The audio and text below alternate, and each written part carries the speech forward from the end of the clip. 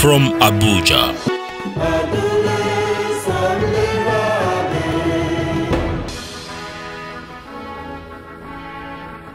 Hello, thank you for being a part of our show. We appreciate you.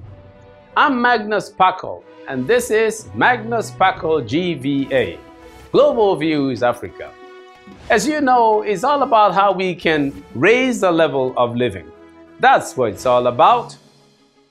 In view today is the focus of policy to grow the economy or to create jobs. African economies have been growing in size, but not in the ability to create jobs. If employment is a lagging indicator, why are jobs not being created if the economy has been growing so fast? We will talk with Dr. Obadiah Mailafia, a former deputy governor of the Central Bank of Nigeria, on this very important issue. But before that, in our hidden economics, why doctors and ex-soldiers like to be in politics. Now up next, we bring you a quick discussion on populations below the poverty line in our quick view. That's coming right up.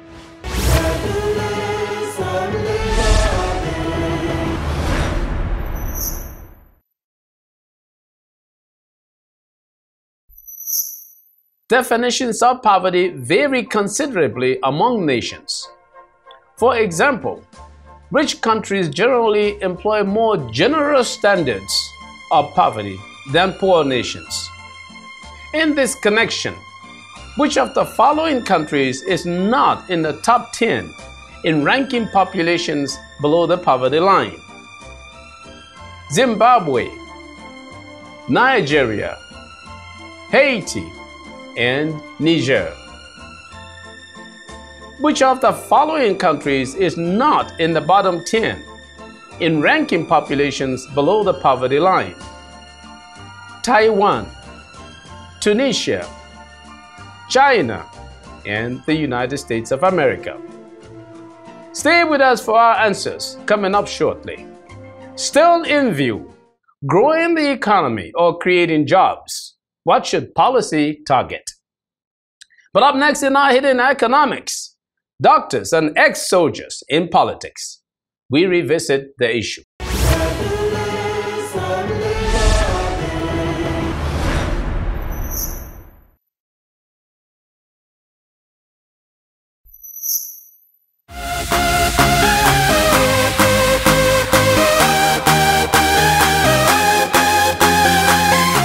As we now all know, the field of politics is not for the faint-hearted.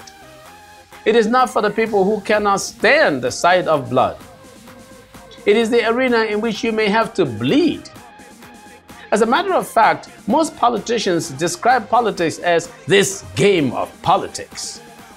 They know you can win or lose, but really never like to lose. Indeed, when they lose, like a cat, they tend to have 9 lives. They keep coming back. Don't do this, but if you throw a cat out the window from, say, the 2nd floor, thinking it dead, you'll see that same cat come around again the next day. How does he do it? He always manages to land on his feet. That's what many good politicians do.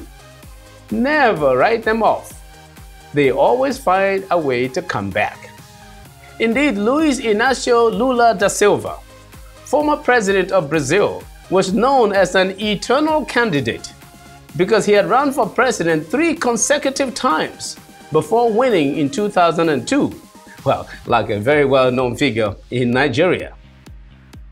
Medical doctors and soldiers like politics. I think it's that blood thing. They appear as well prepared as anyone for the battle, and the blood knows you can suffer in politics. To them, the cost of witnessing blood is low compared to the average person.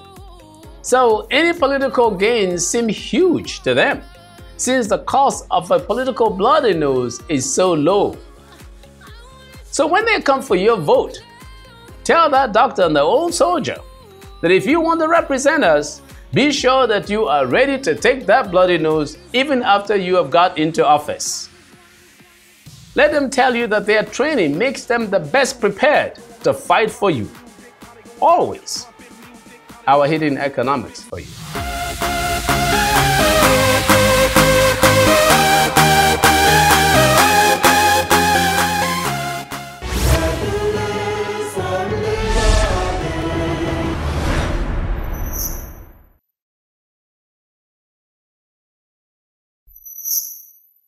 Before we start our discussion in view, here are our quick view answers. Niger is the country not among the top 10 in the world in ranking the population below the poverty line. The United States of America is the country not among the bottom 10 in ranking the population below the poverty line, at number 36 from the bottom. For more information on our show, see our contacts displayed on the screen.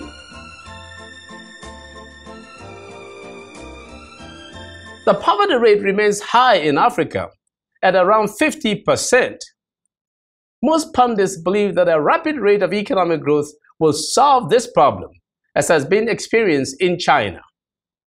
Even so, many African economies have been lauded as providing the best examples of countries with a fast pace of economic growth.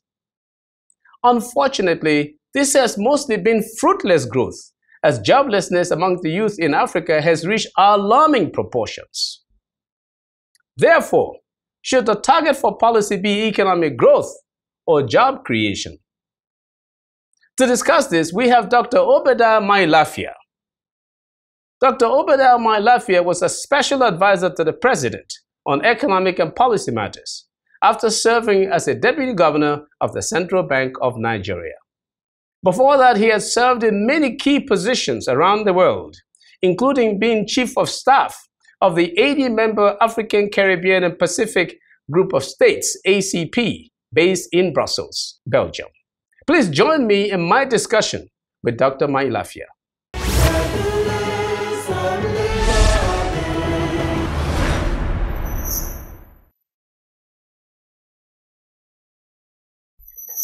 Well, Doctor, thank you very much for being on our show on Magnus Kpakol GVA in our Magoni studios.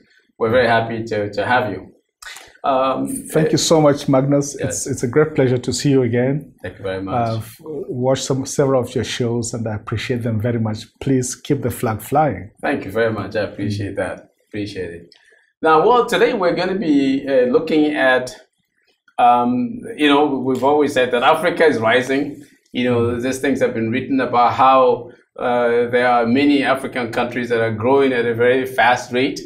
But with all that, we see that jobs are not being created. So I've often looked at a situation where I say that we're having fruitless growth.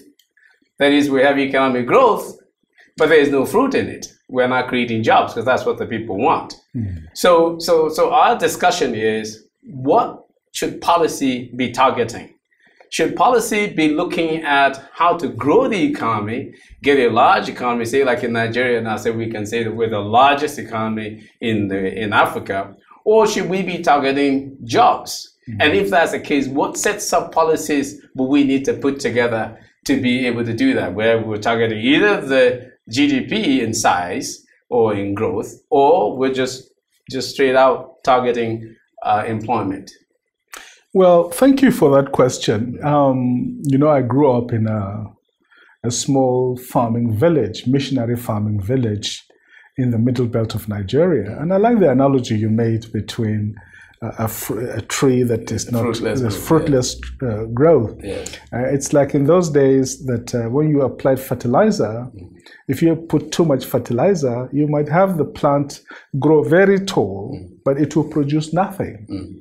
Or produce very, very little. So it may be that maybe we're doing some things right. We're pumping in a lot of money into the economy. Yes. We're seeing growth, but it is jobless growth. Yes. That is what the World Bank called it a few years ago, jobless growth. Yes. And you see on the monetary side, central banks are there to control monetary aggregates and to ensure balance in the whole macro economy. But the institutional aspects of creating jobs are structural. in nature. Structural policies have to be put in place. You have to create the institutions that will enable the SMEs to grow. It is these SMEs, by and large, and other real sector entities that will produce the growth, that will produce the jobs that we need. And that is one of the blind spots, not only in Nigeria's national development, but in many parts of Africa. And we're beginning to see the symptoms. I live in Europe, and almost every day you hear news of young people going on boats, crossing the Mediterranean, a boat meant for 10 people or 15 people. You find 200 people on it. Of course, they tend to capsize, endangering the lives of so many people. So we must do more efforts in order to create jobs and to build an economy that is robust enough to generate the kind of jobs that will give our young people the question meaningful is, employment. For the countries that have been doing well, Nigeria inclusive, until recently, when we've seen this slowdown. But over the last, say, 5-10 years, we were said to be growing somewhere between 6-7%. Yes. Other African countries have done the same, but no jobs. So my question is it because that rate of growth is not strong enough, or what? Why is it we're getting this fruitlessness? Now, if I may contribute just a little bit, if I look at China, over the period of time that the Chinese economy was roaring, they grew double digits. Yes. And they were able to soak up, that is, eliminate nearly 800 million people from poverty. Yes. Is it because they grew over 10% that they were able to do that? Is that what Africa needs to do? We have to grow double digits. Well, you see, there cannot be a single answer for all countries. Okay. For Nigeria and for most of us in Africa, of course, it would be great if we can achieve double-digit growth. Nothing wrong with that. But that will not necessarily take us to the promised land. There is a missing gap. SMEs, technology, industrialization. Take, for example, a country the size of Nigeria. You can get all the macroeconomic fundamentals right. This would spur growth. It doesn't take much to encourage growth in Nigeria. The issue is, what do you do with the millions of unemployed young people? We need to build industries. Without an agricultural, agro-industrial foundation for this economy, the much-needed jobs will not be there. So who are we? Is it the government or the private sector, or government policies to help the direct push the private sector to those kinds of ends? Actually, all of those. But what should the government do? Government, of course, should create the enabling environment. Government should create the right institutional incentives that will allow SMEs to flourish and the real sector. And we should encourage and give incentives to the commercial banks to lend to the real sector. Very little of that is happening right now. And people are just trading. You know, we're an economy that produces what we do not consume and consumes that which we do not produce. That is the paradox. And until we resolve that paradox in favor of production, and I mean industrial production and manufacturing, that is the only way you can absorb so many millions of young people in this country. If we don't do that, then we are really digging our own graves very slowly but surely. So the reason why the private sector is not doing that is because the infrastructure is not there, electricity is not there. Yes. Those are, then in that case, we have a serious problem, because that's not about to change tomorrow. And also insecurity. Insecurity is a very big problem. And I don't mean just reference to insurgency and terrorism and these very wicked, diabolical beasts in the Northeast. I'm also making reference to common criminality, armed banditry, lawlessness. These things are happening throughout. It's frightening in this country today. A vice chancellor, elderly man, a university, his own bodyguard and driver can connive to kill this old man just to sell his Toyota car. Shame, You know, a lot of these things are happening with cooks, with, you know, girls looking after babies and so on. What kind of country are we becoming? A country that has no morality and has no law, not to talk of the fear of God. So insecurity is widespread, it is endemic, and it is a kind of criminogenic culture that is extremely dangerous. And nobody wants to invest in this kind of environment. So then absolutely, the President Buhari is on the right track. As I heard him saying all over the place and saying, of course, just recently to President Obama, yes, that what's important to him, what's primary to him is to face insecurity. Yes. Because nobody will come to the country the place is insecure. But as you said, it's not just with the big time Boko Haram kinds of insurgency, but my insecurity is just even on the streets. Yes. Where people suffer what I call, it's another kind of violence, you know, traffic violence. Absolutely. You know, you can be hit at any time. Yes. Cars crisscrossing each other. Yes. Nobody stops them. A police officer standing there, he doesn't even know that an offense has been committed.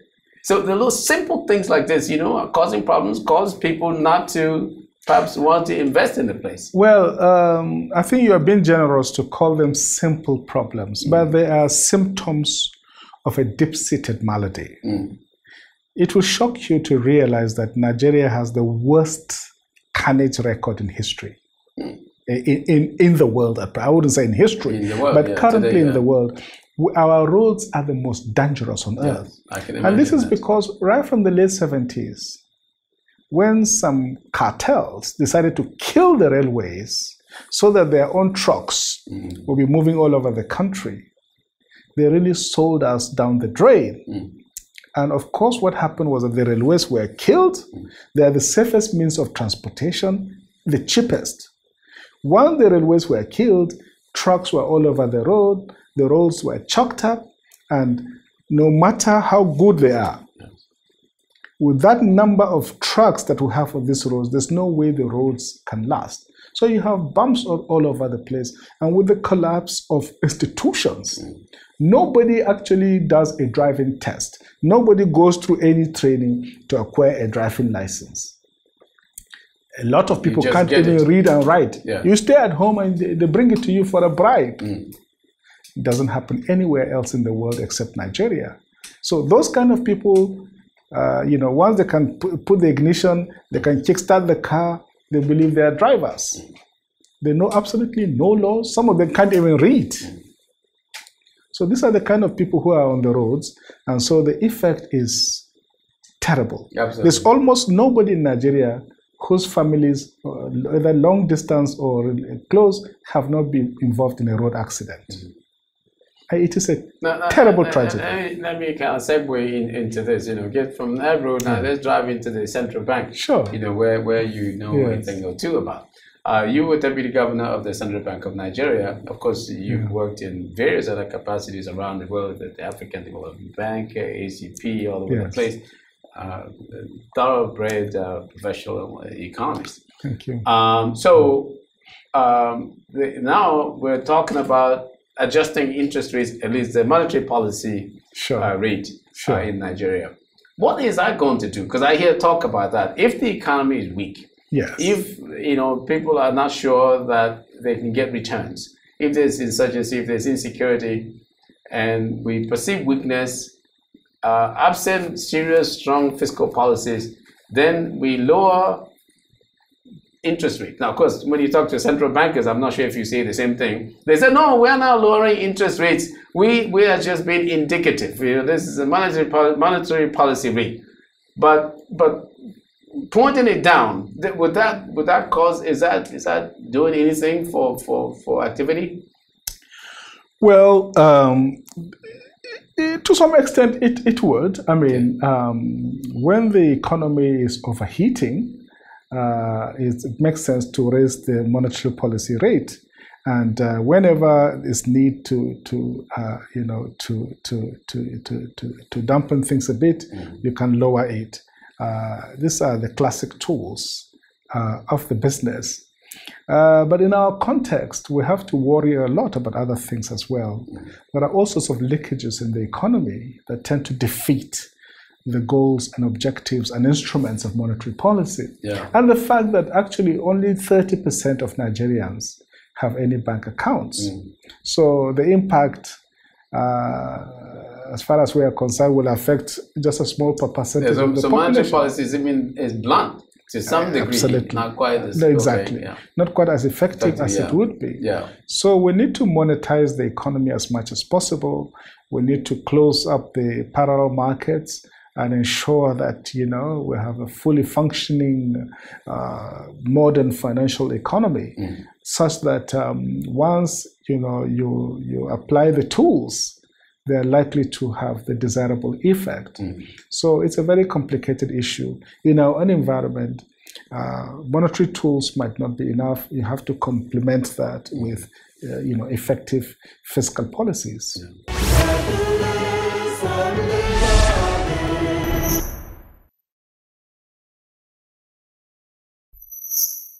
For the past several years, real GDP growth rates have been strong across Africa. But jobs have suffered, with the poverty rate high at an average of near 50%. With this, Africa has been experiencing what is called a miserizing growth, typically meaning economic growth that does not eliminate misery. So why are jobs not being rapidly created?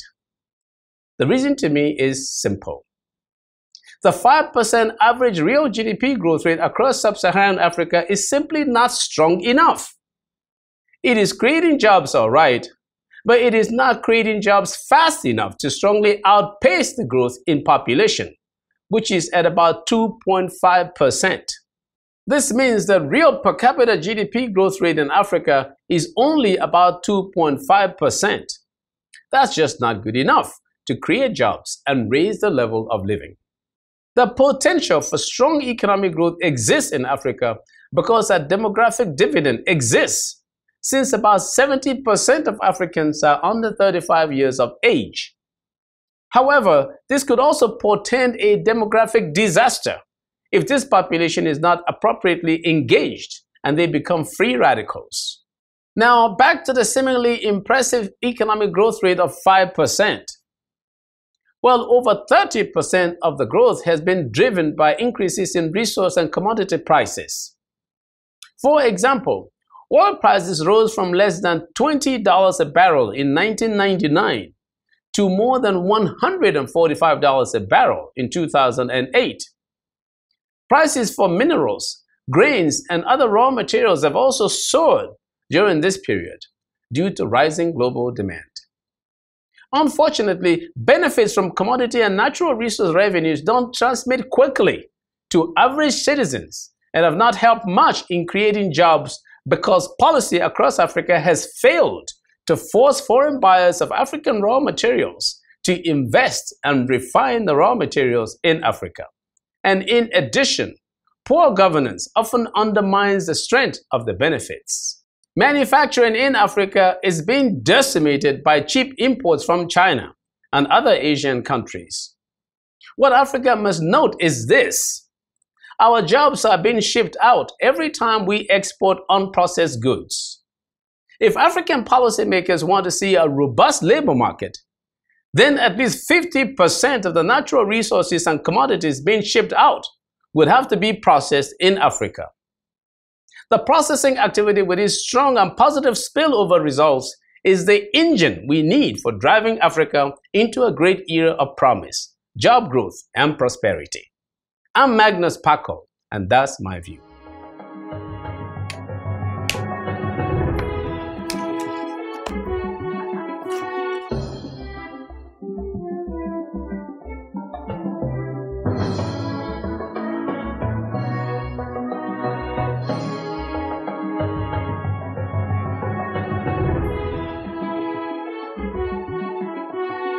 Magnus,